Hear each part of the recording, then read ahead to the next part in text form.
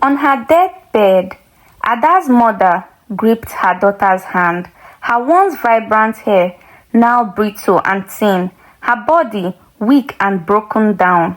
"Ada," she rasped, "promise me, don't let her take your hair." "Mama, what are you saying?" cried little Ada. "She lives through it." Her mother gasped, "She'll take your life next." Before Ada could reply, her mother's hand went limp, leaving Ada with a chilling fear she couldn't yet understand. In the heart of a small African village, nestled between dense forests and flowing rivers, there lived a young girl named Ada. She had been raised by her grandmother, Mama Nneka, for as long as she could remember. Ada's mother had passed away when she was just a little girl, leaving Mama Nneka as her sole guardian. The villagers often commented on Ada's hair, long, luscious, and gleaming with a beauty that seemed almost magical. It flowed down her back like a river of silk, growing faster than anyone had ever seen. But even more magical than Ada's hair was her grandmother, Mama Nneka, who was said to be over 100 years, yet looked younger than a woman in her 20s. The village was small, but its people were close. They held on to their traditions and were wary of things that defied the natural order of life. Mama Nneka, with her unchanging beauty and youthful vigor, had always been an object of fascination and fear. Some villagers whispered that she was blessed by the ancestors, while others muttered darkly of old magic and hidden secrets. Ada had grown up loving her Mama Nneka fiercely. The old woman had cared for her with tenderness, brushing and braiding Ada's hair every evening, telling her stories of their ancestors. Yet, as Ada approached adulthood, she began to notice things about Mama Nneka that didn't sit right, little details that gnawed at her mind. One evening, as they sat together in their small warm hut, Mama Nneka gently combed Ada's hair, humming an old lullaby. The fire crackled softly, casting a gold glow over the room. Ada hesitated, then spoke. "Mama, can I ask you something?" Mama Nneka smiled without pausing in her work. "Of course, my child. What is it?" Ada bit her lip. "How is it that you're still so young? Everyone else in the village grows older but you. You stayed the same for as long as I can remember."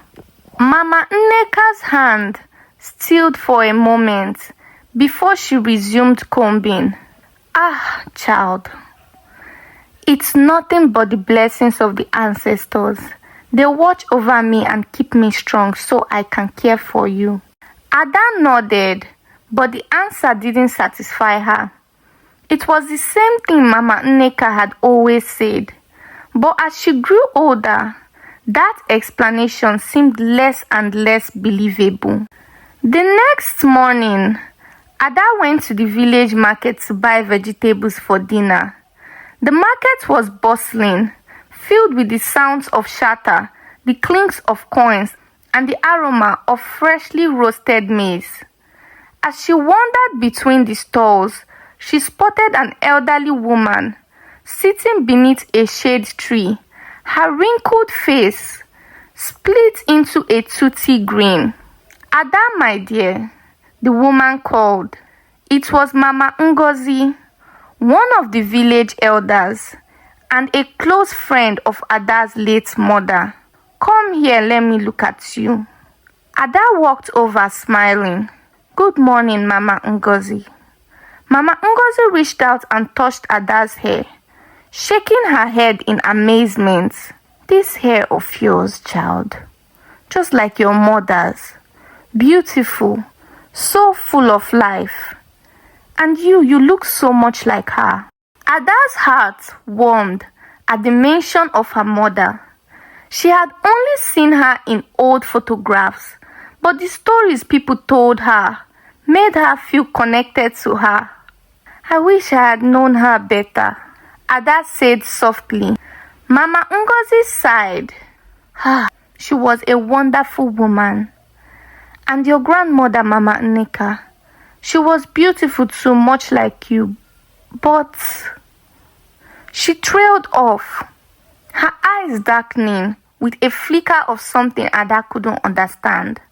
But what, Mama? Ada asked, leaning in. Mama Ngozi hesitated, looking around before lowering her voice. There was a time when Mama Nneka was like the rest of us. She aged slowly like everyone else. But after your mother was born, something changed. Your grandmother became young again, too young, and it wasn't natural. Ada felt a chill crawl up her spine. What do you mean? The old woman's gaze turned sharp. Some say it's the hair, your mother's hair, just like yours. That night, Ada lay in her bed, her mind buzzing with Mama Ngozi's words. The hair. What did she mean? What could it be? Could it be possible that Mama Nneka's youth had something to do with her mother's hair, and now hers? As she lay in the darkness, memories came flooding back. She remembered how her grandmother had always insisted on doing her hair, never letting anyone else touch it. At the time, it felt like it was an act of love, but now she had wondered if there was something more to it. Unable to sleep, Ada sat up and tiptoed to the living room, where Mama Nneka kept her things. In the dim glow of the moonlight, she found the old chest where Mama Nneka stored her personal belongings. Slowly, she opened it. Inside, she found several locks of hairs, some thick and black like hers, and others older, brittle with age. Her hands shook as she sifted through them. One lock of hair in particular stood out. It was long, glossy, and unmistakably her mother's. Ada's heart pounded in her chest. Why would Mama Nneka keep this? Suddenly, a voice broke the silence. You shouldn't have touched that. Ada froze. She turned to see Mama Nneka standing in the doorway, her face shadowed but her eyes gleaming in the faint light. Mama, Ada's voice wavered. What is this? Mama Nneka stepped forward slowly, her expression unreadable. I told you before, Ada, there are things you do not understand, and this is one of them. But this is Mama's hair, Ada whispered, holding the lock out. Why do you have this? Mama Nneka sighed, her voice softening, but just for a moment. Your mother was special. She had a gift just like you. Her hair carried power. Power that our family have used for generations. It is how I have been able to stay alive all these years. Ada's breath caught in her throat. You've been using my hair all this time? Mama Nneka nodded, her voice calm. I had no choice, child. Without it, I would have died long ago, and you would have been left all alone. Ada stepped back, her heart racing. But why? Why use me like this? You don't understand, Mama Nneka said, her voice toned, firm and direct. This power has been passed down through our family for generations. Your mother knew this, she accepted it, and now it's your turn. Ada's hands shook as she clutched the lock of her mother's hair. What happened to Mama? Did you take her life? Mama Nneka's expression hardened. I took what I needed to survive. She was willing just as you will be. Ada's chest tightened, tears welling in her eyes. I won't let you do this to me. You have no choice, Mama Nneka said, her voice now cold. This is your destiny. It is in your blood. Ada felt trapped. Mama Nneka had barely spoken to her, but Ada could feel the tension simmering beneath the surface. She knew she had to escape, but where would she go? And how would she protect herself from the powers Mama Nneka seemed to wield? Later that day, she went to the village elder, a man named Baba. He had always been kind to her, and she trusted him.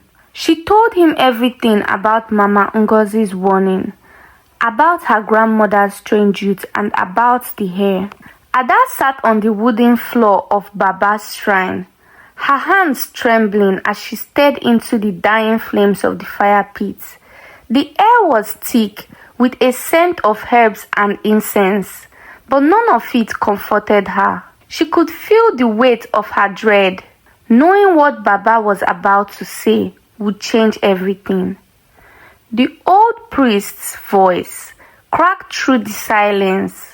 Ada, the time has come for you to know the truth. His eyes narrowing with the gravity of his words. Your grandmother, she is not what she seems. Ada blinked, her heart already pounding. What do you mean? What about her? Baba sat back, his hands resting heavily on his knees, as if the weight of the knowledge burdened him. Your grandmother has been feeding on your youth. She has been feeding on the youth of her children, and now you. Ada gasped, her breath catching in her throat. How? She asked. The hair. Baba said slowly, when your grandmother takes a strand of your hair, whether to bless you or in an innocent guise, she is doing so much more. Your hair is the conduit of your life force, and your grandmother knows ancient forbidden magic. She transfers your youth to her, feeding on it like a parasite. Ada shook her head, her thoughts a whirlwind. But how? She took my mother's head too, didn't she? Yes, Baba said gravely. Your mother died because of it. She aged so rapidly. At 24, she was already a fragile old woman. And now it's your turn, Ada. She's preparing to take what remains of your youth. The words hit Ada like a wave of cold water. Her mother had died so young that Ada had always wondered what truly happened. She remembered her mother as vibrant and beautiful. But in the months before her death, she had withered into a shadow of herself, wrinkled, hunched, and barely able to walk. The herbalist could never explain why her body had aged so quickly, but now it made sense. Ada gripped the edge of the mat beneath her, trying to calm her racing mind. So what can I do? I don't want to die like my mother. I'm only 18. I still have my whole life ahead of me. Baba sighed, rubbing his temples. It's not easy to break the curse, Ada. Your grandmother's powers grows every time she feeds. She is strong. To weaken her, you must cut her hair. Ada's eyes widened. Cut her hair? But how? She's always so careful with it. She never lets anyone near it, not even me. And to top it off, she's always wearing that scarf, protecting and covering her hair. The priest gave her a somber look. That's why it won't be easy. She knows the power her hair holds. You will need to be smart, Ada. Deceptive even. One wrong move and she'll know your intentions. If she catches you before you succeed, there may be no way to stop her. Ada left Baba's shrine with more questions than answers. As she walked through the village, the weight of her task began to settle heavily on her shoulders. Her grandmother had always been so kind and loving, at least on the surface. But now Ada saw her in a different light. Every smile, every hug, every touch felt sinister. Returning home, Ada was greeted by her grandmother's soft sing-song voice. "Ada, my child, you're back early." Ada tried to mask the fear in her eyes. "Yes, Baba didn't want me to stay long." Her grandmother stood and smiled. "Good. Come sit with me. Let me braid your hair like I used to." Ada's stomach turned. She'd never noticed how often her grandmother had asked to touch her hair, braid it, brush it, or even feel its softness.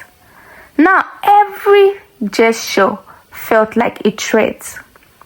"I'm tired today, Grandma," Ada stammered, stepping back. "Maybe tomorrow." Her grandmother's smile faltered for a split second before returning. "Of course, child, tomorrow." That night, Ada couldn't sleep. She lay in her bed staring at the ceiling, memories of her mother flooding her mind. She remembered how her mother's thick, luscious hair had begun to fall out into clumps, how the vibrancy in her eyes had dimmed, her skin wrinkling faster than ever. She had died in her sleep, a 24-year-old woman trapped in the body of an 80-year-old. Was this to be Ada's fate too? The next morning, Ada began her research. She visited the elders, combed through her mother's old books, and even sought out village women who had stories about strange things happening with her grandmother. Slowly, the pieces came together. Her grandmother had been using this dark magic for decades. Ada's mother had been her first victim, and Ada was next in line. She found out that cutting the grandmother's hair wasn't just a simple solution, it was dangerous. The hair itself was tied to her grandmother's life force. If Ada cut it incorrectly, it could kill her, both of them, in fact. But if done right, it would sever the cause. Weeks passed and Ada watched her grandmother slowly. She saw how her grandmother's health had improved over the years, while others her age were frail. The only thing that gave her away was the thin hair. Her grandmother's hair, while long and luscious, had started to develop strange streaks of gray at the roots, signs that her stolen youth was beginning to fail. Soon she would need to feed again. Ada had to act fast. But how? Her grandmother was too clever. She rarely let Ada close enough to her hair, and any attempt to cut it would likely be met with suspicion. But then an idea struck her. Deception. One evening, as her grandmother prepared for bed, Ada approached her with a small wooden comb. "Grandma," she said sweetly, "let me braid your hair tonight. It's been so long since we had time together like this." Her grandmother looked at her suspiciously for a moment before nodding. "All right, Ada, but be careful, my hair is delicate." Ada's hands trembled as she began to comb through the long silver strands. It had been so long since she even saw the sight of her grandmother's hair. Every second felt like an eternity, but she knew this was her only chance. She had hidden a pair of scissors in her dress, waiting for the right moment. As she braided, her grandmother began to hum a lullaby, lulling herself into a peaceful state. With a deep breath, Ada snipped a small section of hair. The hair seemed to crackle, with energy as the silver strands fell to the floor. Her grandmother gasped, her hand flying to her head. What? What have you done? Ada leaped back, her heart pounding in her chest. I'm sorry, Grandma, it was an accident.